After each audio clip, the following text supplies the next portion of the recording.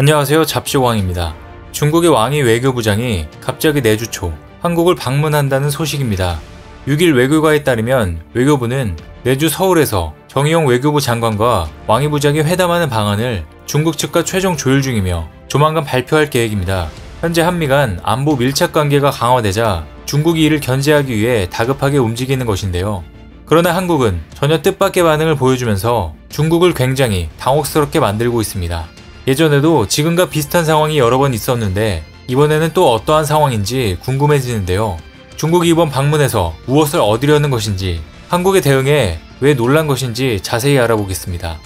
현재 미국은 아프간 철수 이후 중국을 견제하기 위해 다양한 방식으로 접근하고 있습니다.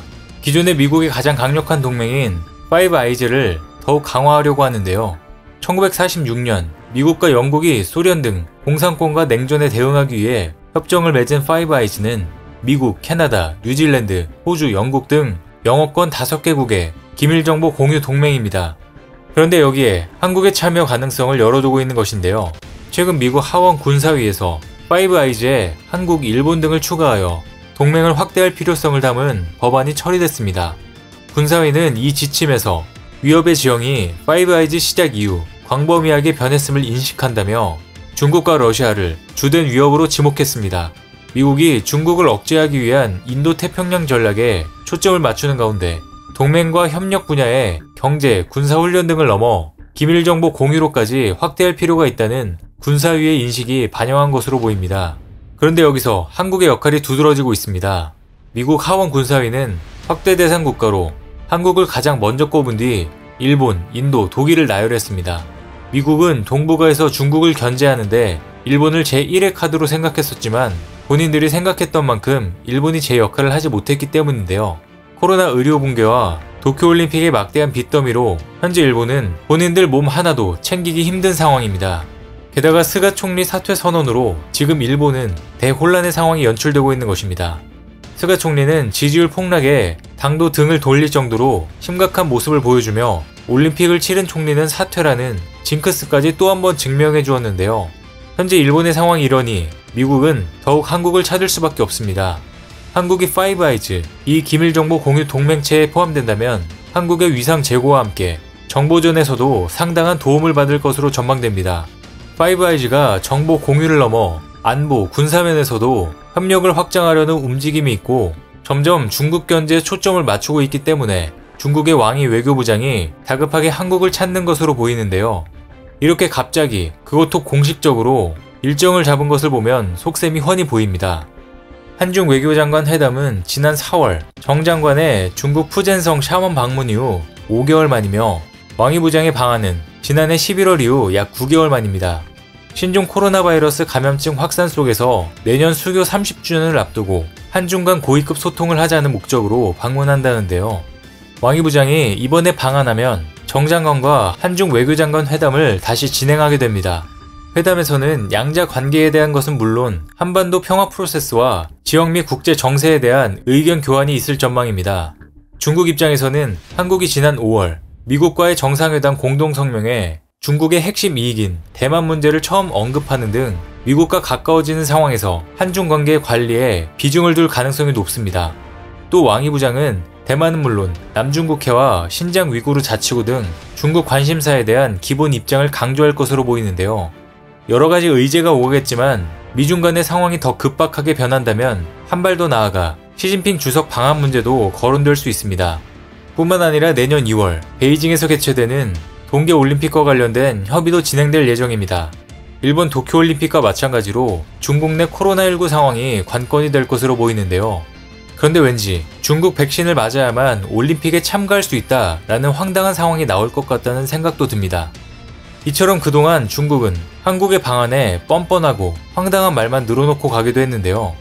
작년 말 방한했을 당시 미국이 주도하는 반화해의 전선에 동참하지 말라는 압박을 넣기도 했습니다.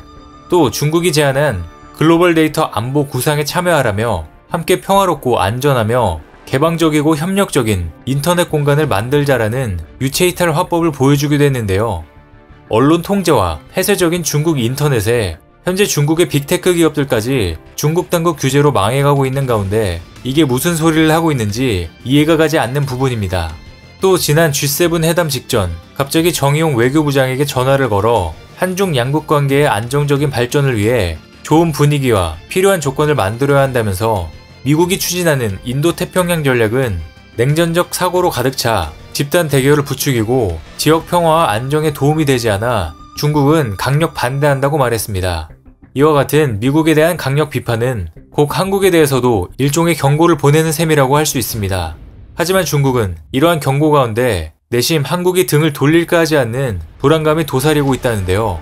왕이 부장은 또 다른 말을 하며 한국에 경고합니다. 현재 중국은 한국에 대해서 일종의 위기의식을 느끼고 이와 같은 행보를 보인 것으로 풀이됩니다.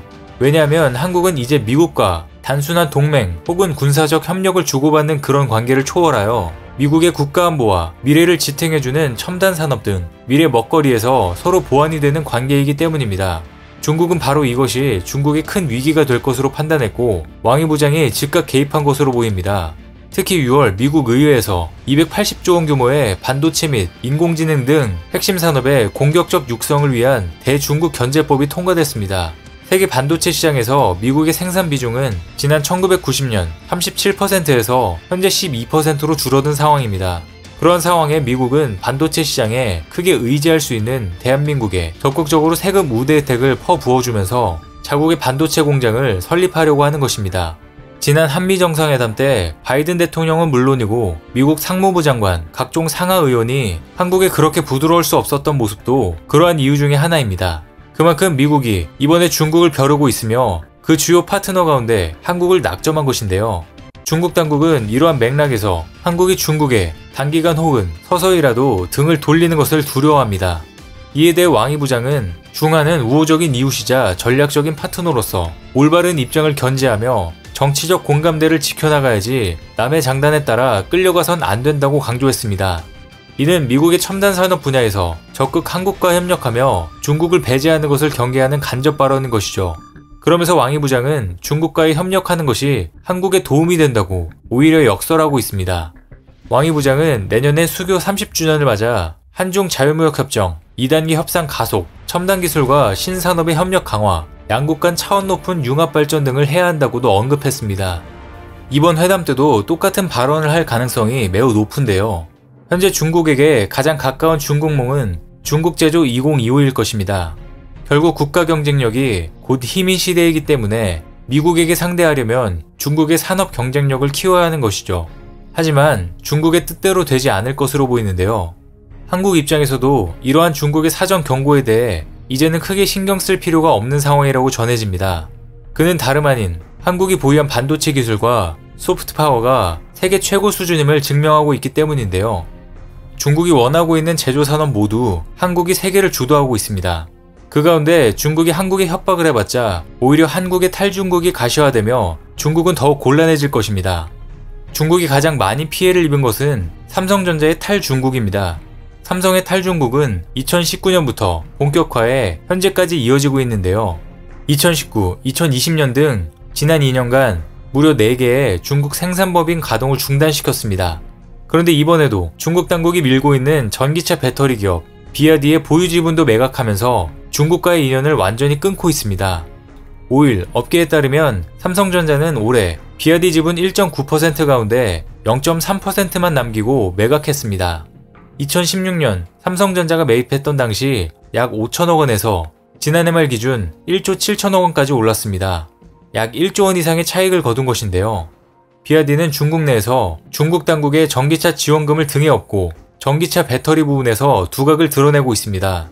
전문가들은 삼성이 현재 미중 경쟁 관계가 심화되는 점을 고려해 중국과의 관계를 정리한 것이란 분석인데요. 이제는 삼성을 따라 글로벌 기업들 모두 탈중국을 하고 있는 상황입니다. 이와 같이 삼성을 필두로 한국은 세계 무대에서 예전과는 다른 힘을 보여주며 중국에 대응하고 있습니다. 중국이 발악하면 할수록 국제사회에서 중국의 고립은 더욱 가속화될 것으로 보입니다.